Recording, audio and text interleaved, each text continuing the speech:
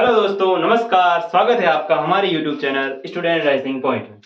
हम बढ़ रहे थे फैक्टर्स के बारे में, यानी फैक्टर्स में कितने नंबर ऑफ फैक्टर होते हैं, कोई भी संख्या है उसका फैक्टर, उसके टोटल फैक्टर कितने होंगे, उस चीज़ के बारे में पढ़ रहे थे।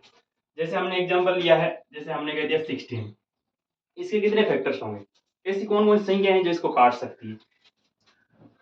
जैसे ए काट सकता है 2, 4 और 8 और खुद 16, यानी कि इसके जो टोटल फैक्टर है वो कितने हैं, हमारे पास 5 है। टोटल फैक्टर कितने हैं, 5 है। और वो कैसे पता चला, डायरेक्ट भी पता कर सकते हैं। जैसे 16 है, 16 को भाग देंगे हम, 2 से 8 आएगा, 8 को 2 से भाग देंगे 4 आएगा, 4 को 2 से भाग देंगे कितना आएगा 2, 2 को 2 से भाग देंगे 1, यानी कि टोटल हमारे पास जो 16 है, 16 का मतलब हो गया 2 की पावर 4। तो हमें नंबर ऑफ फैक्टर्स पता करने के लिए इसकी जो पावर होती है एक बढ़ाकर फिर गुणा करते हैं। अब आगे कुछ गुणा करने के लिए है नहीं, इसलिए खाली यही रहेगा। जैसे 2 की पावर 4 है तो 2 की पावर 1 बढ़ा देंगे 5 है। टोटल फैक्टर कितने होंगे इस वाला के 5, जो आपके सामने लिख रखे हैं। लेकिन अगर हमने x एक संख्या दे दी, जैसे मान लो 2 की पावर 3, 3 की पावर 1, इस प्रकार की संख्या दे रखी है। अब बताइए इसके फैक्टर कितने होंगे। तो इसके फैक्टर ज्ञात करने के लिए हम क्या करते हैं भाई, ये करते हैं, जैसे इसकी पावर कितनी है 3, 3 में 1 बढ़ा दिया 4, इसकी पावर कितनी है 1, 1 में 1 बढ़ा दिया कितना हो गया 2, यानी इसके जो फैक्टर आएंगे वो कितने आएंगे, टोटल 8 आएंगे। ठीक है। अब हमें पूछते हैं विषम सम फैक्टर्स, ये तो टोटल नंबर ऑफ फैक्टर्स है। अब हम पूछते हैं सम फैक्टर्स, यानी कि सम गुणनखंड। कौन से गुणनखंड, सम गुणनखंड। और एक पूछते हैं हमें विषम गुणनखंड। कौन कौन से गुणनखंड पूछते हैं, विषम गुणनखंड। देखो सम गुणनखंड निकालने के लिए हमने क्या स्कीम की थी, या फिर जो हमने आपको तरीका बताया था उसमें, जो 2 की पावर है उसको नहीं बढ़ाते, 2 की पावर को नहीं बढ़ाते। जैसे मान लो हमें चाहिए सम गुणनखंड, तो 2 की पावर को नहीं बढ़ाएंगे, 2 की पावर 3 है, वो 3 की 3 रहेगी, लेकिन जो उसके अलावा जो भी पावर उसको बढ़ा देंगे। जैसे 3 है, 3 की पावर कितनी कर देंगे, 1 की 2 कर देंगे, यानी टोटल जो सम फैक्टर्स है वो कितने होंगे, यानी सम गुणनखंड कितने होंगे, वो होंगे आपके पास। अब इसी प्रकार आता है हमारे पास विषम गुणनखंड। क्या आते हैं, विषम गुणनखंड। विषम गुणनखंड में क्या है, विषम गुणनखंड में आपका विषम कब मिलता है, विषम तभी मिलता है जब मिलता है विषम से। जब विषम संख्या को विषम संख्या से किया जाता है तभी क्या मिलता है, विषम मिलता है, अदरवाइज हमें विषम नहीं मिलता।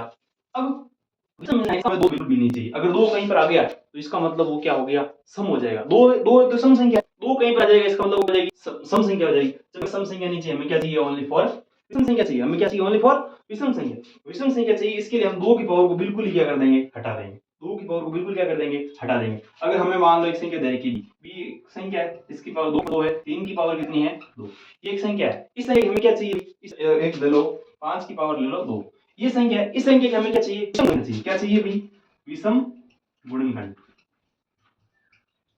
हमें इसके विषम गुणनखंड चाहिए। विषम गुणनखंड चाहिए तो हम क्या करेंगे, इसकी 2 पावर को बिल्कुल लेंगे, 2 की पावर को लेंगे ही नहीं। कुल गुणनखंड चाहिए तो सभी, देखो एक चीज बता, कुल गुणनखंड चाहिए तो सभी की पावर को 1 बढ़ाकर गुणा कर दो। सम गुणनखंड चाहिए तो 2 की पावर को मत बढ़ाओ, बाकी सबकी पावर को बढ़ा दो। विषम गुणनखंड चाहिए तो 2 की पावर बिल्कुल ही मत लो। 3 की पावर कितनी, 2 हो जाएगी 3, 5 की पावर 2, 2 कितनी हो जाएगी, 3 हो जाएगी, यानी 3 3 के इसके विषम गुणनखंड हो गए।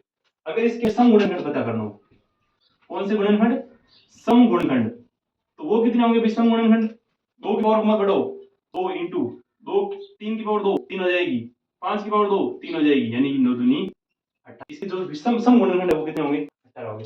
अगर मान लो इसी के हमें कुल गुणनखंड पूछे, क्या पूछ ले, कुल गुणनखंड पूछ ले, कुल गुणनखंड पूछेंगे क्या करें, कुल गुणनखंड पूछेंगे सबकी पावर को बढ़ाओ, 3 इंटू 3 यानी कितने होंगे 27 कुल गुणनखंड होंगे इसके। ठीक है। हमने बाकी सभी इन जो हम चर्चा करी गुणनखंड और समगुणनखंड, हम कुछ गुणनखंडों पर सवालों को देख रहे हैं।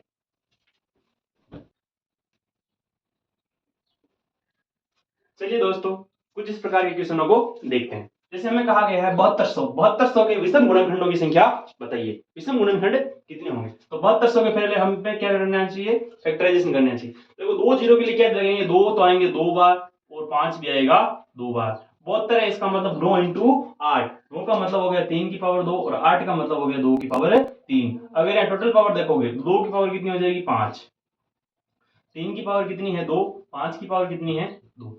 ये एक संख्या है, इसके हमें क्या चाहिए, विषम गुणनखंड। विषम गुणनखंड है तो 2 की पावर को बिल्कुल नहीं लेना है, विषम चाहिए तो 2, 3 की पावर 2 है 1 बढ़ा दी, 5 की पावर 2 एक बढ़ा दी, यानी टोटल कितने हो गए इसके विषम गुणनखंड कितने हो गए 9। यानी 9 क्या होंगे आपके विषम गुणनखंड होंगे। कितने गुणनखंड हो गए 9 विषम गुणनखंड हो गए। कितने विषम गुणनखंड हो गए 9 विषम गुणनखंड हो गए।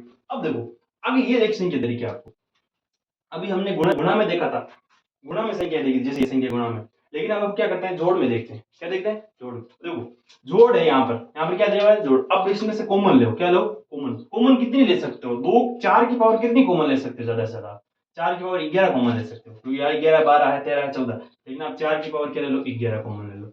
ठीक है, यहाँ 4 की पावर 11 थी कॉमन ले ली, क्या बच गया 1। यहाँ 4 की पावर 12 थी कॉमन ले ली, कितनी बच गई 4 की पावर 1 प्लस 4 की पावर 13 थी 11 कॉमन ले ली, कितनी बच गई 4 की पावर 2। 4 की पावर 14 थी 11 कॉमन ले ली, कितनी बच गई 4 की पावर 3। ठीक है, अब इस 4 को क्या लिख सकता हूं 2 की मतलब तो जो 4 होता है ना वो 2 का क्या होता है स्क्वायर। एक स्टेप और लिख देता हूं आपके लिए, 2 के स्क्वायर का की पावर 11। इसी प्रकार ये 1 प्लस 2 का ये कितना है 4। ठीक है, 4 का मतलब है 2 की पावर 2। ठीक है, प्लस ये कितना है 4 की पावर 2, मतलब 2 की पावर कितनी हो जाएगी 4। ठीक है, या फिर आप ऐसे ही देख लो, ये कितना है 1, 4 की पावर 1 का मतलब 4, 4 की पावर 2 का मतलब 16 और 4 की पावर 3 का मतलब 64। ठीक है, अब यहाँ देखो ये कितने हैं 2 की पावर हो जाएगी 22, ये कितने हो जाएंगे 64, 64 और 6 हो जाएंगे आपके 70, 70 80, 80 और 85। 85 का मतलब क्या हो गया 85 के फैक्टराइजेशन करोगे तो कितना आएगा 3 का भाग 2 87, 3 का भाग लगाओ 3 दूनी 6, 6 बज के 2 3 नम 27, 2 इंटू 29। ठीक है, अब देखो ये आपके देखो 87, 87 में 3 का भाग लगाएंगे 3 3 दूनी 6, फिर 6 बज के 2 3 नम 27, यानी कि 3 इंटू 29, यानी ये हो जाएगा आपके पास 2 की पावर 22 इंटू 3 इंटू 29, सबकी पावर एक एक है। हमें क्या चाहिए इसके धनात्मक कुल गुणनखंड चाहिए, कुल गुणनखंड चाहिए, कुल गुणनखंड क्या चाहिए हमें कुल गुणनखंड। तो कुल गुणनखंडों के लिए हम क्या करेंगे पावर को एक बढ़ा देंगे, 23 की पावर ये 3 है 1 हो जाएगी 2 हो जाएगी और ये कितनी हो जाएगी 2, गुणा करो इसको 4 3 12 असल की 1 4 दूनी 8 और 1 9, यानी टोटल जो गुणनखंड होंगे वो कितने होंगे इसके 92 होंगे। ठीक है, अब ये एक संख्या दे रखी है, इसमें भी क्या कर सकते हैं हम कॉमन ले सकते हैं, ज्यादा से ज्यादा क्या ले सकते हैं कॉमन। कॉमन लो कितना आएगा 2 की पावर कितनी कॉमन आएगी 1, यहाँ से 2 की पावर 1 थी कॉमन ले ली क्या बच गया 1, यहाँ 2 थी क्या बच गई 1, यहाँ 2 3 थी कितनी बच गई 2। ठीक है, 2 की पावर 2, यहाँ कितनी है 2 की पावर 4 है 3 बच गई। ठीक है, अब यहाँ 2 की पावर 1 है, कोष्टक के अंदर क्या बच गया 1, देखो 2 की पावर 1 का मतलब 2, 2 की पावर 2 का मतलब 4 और 3 का मतलब 8, जोड़ो इसको कितना आएगा 2 की पावर 1 बाहर है इंटू ये कितना हो जाएगा 8 2 10 15, 15 को क्या लिख सकते हैं 15 को लिख सकते हैं 3 इंटू 5। ठीक है, अब हमें क्या करना है भाई हमें कुल गुणनखंड चाहिए, क्या चाहिए कुल गुणनखंड, यानी इसके हमें क्या चाहिए भाई कुल गुणनखंड, कुल गुणनखंड। तो इसके कुल गुणनखंड होंगे वो कितने होंगे एक एक बढ़ा दो 2 इंटू 2 इंटू 2, यानी कितने हो जाएंगे 8, यानी ये 2 की पावर 1 थी 1 बढ़ा दिए, 2 की पावर 1 थी 1 बढ़ा 2 हो गई, 5 की पावर 1 थी 1 बढ़ा दिए 2 हो गई। समझ रहे हो एक एक बढ़ा कर पावर ले लो। ओ सॉरी, यहाँ हमें क्या चाहिए विषम गुणनखंड चाहिए, तो 2 की पावर को बढ़ाना है ही नहीं, तो क्या चाहिए कितने आएंगे कुल गुणनखंड नहीं, हमें क्या चाहिए यहाँ पर विषम गुणनखंड, क्या चाहिए विषम गुणनखंड। विषम गुणनखंड कितने आएंगे इसके 4 आएंगे, विषम गुणनखंड कितने आएंगे 4 आएंगे। अब यहाँ देखो ये संख्या आपको दिख रही है, लेकिन मैंने आपको एक दिन बताया था कि यहाँ पर जो संख्या होती है वो क्या होनी चाहिए अभाज्य संख्या होनी चाहिए, क्या होनी चाहिए अभाज्य संख्या, जबकि 15 अभाज्य संख्या है क्या नहीं है। 15 को लिख सकते हैं 3 इंटू 5, तो 3 की पावर 2 इंटू 5 की पावर कितनी हो जाएगी 2। 13 का गुणनखंड नहीं होता, 13 अभाज्य संख्या है 13 की पावर 4, 14 का होता है 7 इंटू 2, तो 2 की पावर 2 इंटू 7 की पावर 2। यहाँ पर देखो 2 की पावर कितनी है 2, कोई है क्या जुड़े जैसी पावर नहीं है ना, सब अलग अलग है।